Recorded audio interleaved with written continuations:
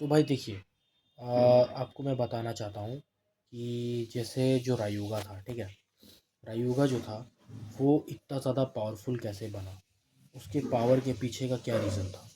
उसके पावर के पीछे का रीज़न ये था कि रायुगा जो है वो, सबसे पहले तो हम ये कहानी स्पीच जाती है कि रायुगा को एल ड्रैगो मिलता है, लाइटनिंग एल ड्रैगो सबसे पहले। तो लाइटनिंग एल ड्रैगो का ये फंक्शंस था कि वो किसी भी मतलब ब्लेडर को अपना मालिक ऐसे नहीं बनाती, वो अपना मालिक खुद चुनती है। तो रायुगा चूँकि उस वक्त डोजी के साथ मिला हुआ था, डोजी यानी जो डार्क नेबुला ऑर्गेनाइजेशन, उसके साथ वो मिला हुआ था। अब वो क्या किया कि उसके साथ मिल कर के वो उस forbidden temple, forbidden ancient temple में जा कर के फॉरबिडन बे यानी कि एल ड्रैगो उसको मतलब हासिल तो कर लेता है। लेकिन हमें यहाँ से पता चलता है कि इस समय दिखाया जाता है कि वो फॉरबिडन बे, इसका हिस्ट्री रहा है कि जिसने भी इसे मतलब हासिल करने की कोशिश की है वो कहीं ना कहीं बहुत बुरे तरीके से मारा गया है, क्योंकि ये डेस्टिनी में निर्धारित था कि जो भी फॉरबिडन बे को यूज़ करेगा वो कहीं ना कहीं जो है डिस्ट्रक्शन के चपेट में आ ही जाएगा। और सबसे बड़ी बात है कि हम लोग अर्थ पे रहते हैं भाई। तो अर्थ पे रहते हैं तो हम अर्थ पे रह करके हम क्या इमेजिन कर सकते हैं कि अगर डिस्ट्रक्शन होगा तो अर्थ भी ख़त्म होने वाला है, सब कुछ ख़त्म हो जाएगा। तो जब सब कुछ ख़त्म होगा तो भाई अल्टीमेटली मैं भी तो ख़त्म हो जाऊंगा, मैं भी तो ह्यूमन बींग ही हूँ। लेकिन पहले वो सब वो इन लोगों को पहले जो ये एल ड्रैगो होता था यानी फॉरबिडन बे, उस वक्त इसे फॉरबिडन बे कहा जाता था। तो फॉरबिडन बे जो है वो उस वक्त यूज़ किया जाता था डिस्ट्रक्शन के लिए, फाइटिंग पर्पस के लिए, वॉर्स जीतने के लिए, एम्पायर्स को खड़े करने के लिए, बड़े बड़े एम्पायर्स को खड़े करने के लिए। लेकिन ये कहानी यहाँ ख़त्म नहीं होती है। रायुगा क्योंकि बहुत स्टबॉर्न, बहुत ईगोइस्टिक, या हम लोग कहते हैं बहुत एरोगेंट टाइप का पर्सन था, बहुत कनिंग पर्सन था, इसलिए उसने कुछ हद तक एल ड्रैगो को क्या किया, कब्जे में ले लिया कुछ हद तक। पर यहाँ पर भी वो रुका नहीं, वो यहाँ से भी आगे बढ़ता गया। तो जैसा कि उस डेस्टिनी में निर्धारित है कि कोई भी एल ड्रैगो को मतलब कंट्रोल में नहीं कर सकता, इसलिए रायुगा खुद भी इसके चपेट में आ गया और एक टाइम पे क्या हो गया कि उसे कंज्यूम कर लिया गया। और वो उस वक्त रायुगा नहीं था, वो अलग ही एक मॉन्स्टर बन चुका था, एक इविल मॉन्स्टर जो full on rampage and destruction पे जा चुका था। हम यहाँ भी एक बात ये भी बोल सकते हैं कि रायुगा चूँकि पहली बार तो हारा, खुद से ही हार गया क्योंकि वो कंट्रोल नहीं कर पाया। दूसरी बार उसने खुद को अपने से भी ज़्यादा पावरफुल बनाने की कोशिश की। धीरे धीरे उसने अपने आप को इतना ज़्यादा पावरफुल बनाया कि उसने एल ड्रैगो का अल्टरनेट अल्टीमेट वर्जन यानी मीटियो एल ड्रैगो, इसको उसने ये किया, डिस्कवर किया। और अब वो पहले से भी ज़्यादा पावरफुल था क्योंकि उसने ये चीज़ तो सीख लिया कि चाहे कोई कितना ही पावरफुल हो जाए, अगर आपका बे आपको कंट्रोल कर रहा है तो इसका मतलब आप पावरफुल ब्लेडर नहीं है। पावरफुल ब्लेडर के लिए ब्लेडर से स्पिरिट बहुत, इसलिए आपने देखा होगा कई बार कि रायुगा कभी टीम अप मैच नहीं खेलता, कभी नहीं। क्योंकि उसको पता है कि भाई अगर हमको पावरफुल होना है तो हमको पावरफुल होने के लिए अपने अंदर के सोल को इतना ज़्यादा पावरफुल बनाना होगा कि हमको किसी से कोई हेल्प लेने की ज़रूरत ना पड़े, मुझे किसी से हेल्प लेने की ज़रूरत ना पड़े। मैं अपने सोल को ही, अपने स्पिरिट को इतना पावरफुल बना लूँगा कि मेरा बे मेरे कंट्रोल में ही रहेगा हमेशा। और इसके लिए उसने क्या किया कि अपने आप को पावरफुल बनाने का ही रास्ता चुना। कि भाई पहली बार तो उसने वो खुद से हार गया कि भाई मैं अपने से लड़ रहा हूँ और खुद से मतलब लड़ते हुए वो खुद से हार गया। लेकिन दूसरी बार उसने अपनी गलतियों से सीखा, वो अपने आप को ही इतना पावरफुल बनाने लगा, अपने अपने स्पिरिट को, अपने सोल को इतना पावरफुल उसने बनाया कि धीरे धीरे मतलब एक टाइम पर आकर के वो सबसे पावरफुल बनने लगा, बनना शुरू हो गया, सबसे पावरफुल बनना शुरू हो गया। तो यही था कि वो रायोगा इतना ज़्यादा पावरफुल क्यों है और क्यों बनना चाहता था इतना पावरफुल रायोगा। तो यही रीज़न था। सबसे पहला तो उसको खुद को बहुत ज़्यादा पावरफुल बनाना था, तो वो उसका सोल जो है ना इतना ज़्यादा स्ट्रांग, उसका स्पिरिट जो है, बेस स्पिरिट जो इतना स्ट्रांग है कि मतलब वो बंदा अकेले के ही दम पे, मतलब ऐसे तो बहुत से मतलब ये होते थे, मतलब ओपोनेंट्स होते हैं या करेक्टर्स हैं, जैसे कि चिंगा हो गया, कियोया हो गया, अदर्स बहुत पावरफुल कैरेक्टर्स हो गए। बट वो सभी कहीं न कहीं जो है चैंपियनशिप या टूर्नामेंट्स खेलते थे। बट रायुगा को मैंने आज तक कोई चैंपियनशिप या टूर्नामेंट नहीं खेलते देखा। वो जब भी फाइट करता था अपने से 10 गुना, 20 गुना, 100 गुना पावरफुल ओपोनेंट से टक्कर लेता था, और वो नेचर में ट्रेनिंग। यही वह अदर एक रीज़न था कि वो अपने आप को इतना पावरफुल बना पाया।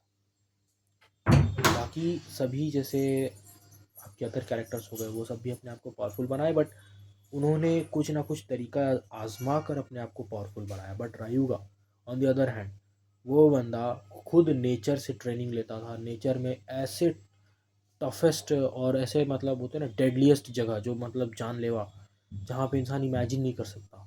तूफान से लेकर, बारिश से लेकर, गर्मी से लेकर, ठंड से लेकर, ऐसी ऐसी जगहों पे ट्रेनिंग करता था जहाँ पे इंसान इमेजिन भी नहीं कर सकता कि ह्यूमैनिटी कैन एग्जिस्ट। इवन कोई ऑर्गेनिज्म वहाँ एग्जिस्ट कर सकता है, वो भी नहीं। वो बंदा वहाँ ट्रेनिंग करता था। दैट्स वाई उसका ये जो स्पिरिट है वो इतना ज़्यादा स्ट्रॉन्ग है। फिर उसको भी मतलब स्टार फ्रेगमेंट मिला, बट द क्वेश्चन अराइजेस कि वाई ही लॉस्ट टू रैगो। वो रैगो से क्यों हार गया जब वो इतना स्ट्रॉन्ग था, इतना बड़ा लेजेंडरी कैरेक्टर था, इतना पावरफुल और इतना इंपॉर्टेंट कैरेक्टर था, तो फिर वो रैगो से क्यों हार गया। तो भाई देखो, रैगो से हारने के पीछे उसका कोई ऐसा इंटेंशंस नहीं था। उसका सिर्फ एक ही इंटेंशन था कि इस दुनिया में, क्योंकि वो खुद को ड्रैगन एम्परर के तौर पे देखता था, ड्रैगन एम्परर।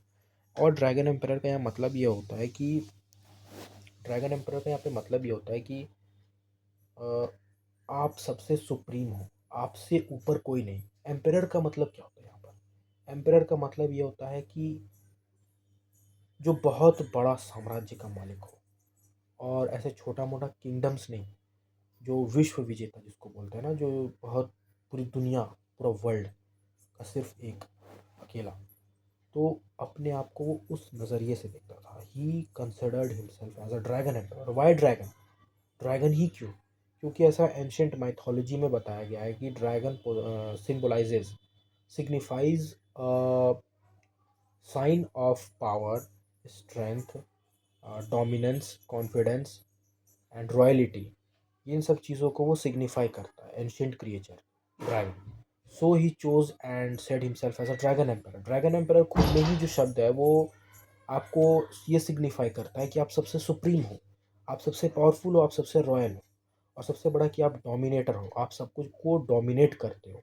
एक सबसे पावरफुल, ऑनर और डोमिनेंट लीडर, ये इस चीज़ को सिग्निफाई करता है।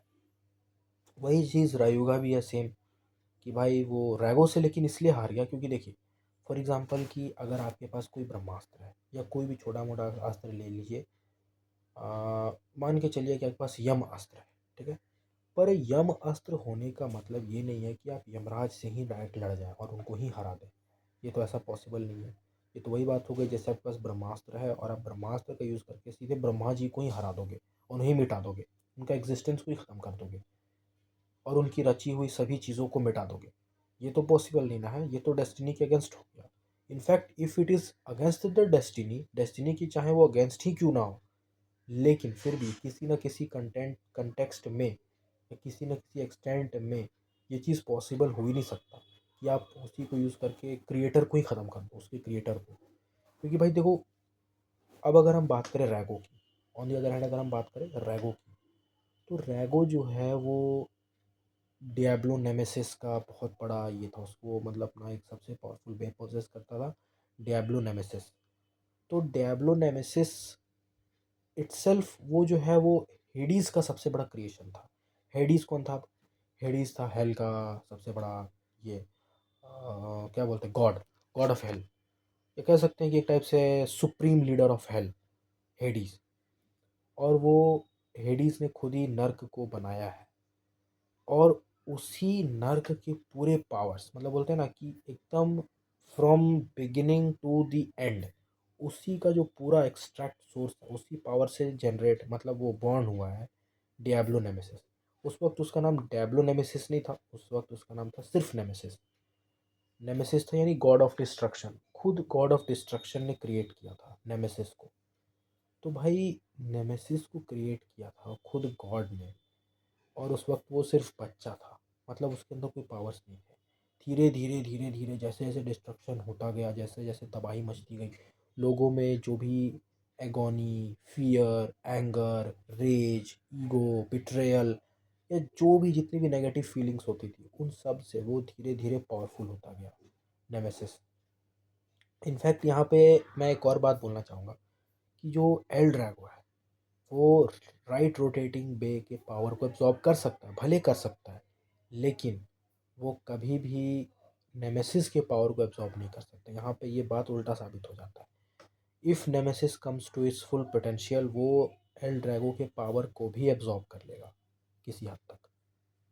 इसलिए हुआ ये कि सबसे पहला कि रायुगा ने पावर तो एब्जॉर्ब नहीं कर पाया, उसका ड्रैगो का पावर नहीं एब्जॉर्ब कर पाया।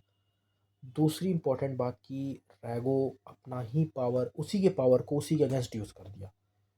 मतलब रायुगा का जो पावर स्टीलिंग कैपेसिटीज़ थी कि वो किसी के पावर को एब्जॉर्ब कर सकता था, वहाँ पे काम नहीं आया, और वही पावर उसके अगेंस्ट उसने क्या किया, चला दिया। तो यहाँ पे मैं ये देख सकता हूँ कि ये हमें यहाँ पे समझ में आ जाता है क्लियरली कि रैगो हैज़ द अपर हैंड। यहाँ पे उसके पास एक अपर हैंड था।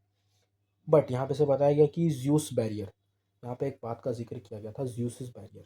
ज्यूस बैरियर को क्रिएट करके हम नेमेसिस को रोक सकते हैं। अब ज्यूस बैरियर को क्रिएट करने के लिए 4 लेजेंडरी ब्लेडर्स की ज़रूरत थी, जैसे कि 4 ब्लेडर्स हो गए, 4 सीज़न 4 ब्लेडर्स। पहला तो झिंगा, फिर एक हो गया कियोया, फिर एक हो गया ये एनुबियस, और एक हो गया रायुगा। तो यहाँ पे 4 सीज़न 4 ब्लेडर्स, 4 ब्लेडर्स 4 सीज़न के सब लोग वहाँ पे अलाइन थे एक लाइन से। पर उस बंदे ने, रायुगा ने क्या किया कि उसका ईगो इस लेवल पे था कि भाई वो बंदा, उसके पास जितना ही पावर था उसको ही वो यूज़ करके वो चाहता था कि मैं डायरेक्ट उससे फाइट करूँ, ऐसे किसी के साथ टीम अप या टैग अप करके फाइट नहीं करूँ, मैं डायरेक्ट उससे फाइट करूँ और फाइट करके उसे ऑन हैंड डिफीट करूँ, उसी पोजीशन पर रह के डिफीट करूँ। तो भाई ये पॉसिबल तो नहीं ना है कि मैं ये सिर्फ अपने ही दम पे सिर्फ एक गॉड से लड़ जाऊँगा।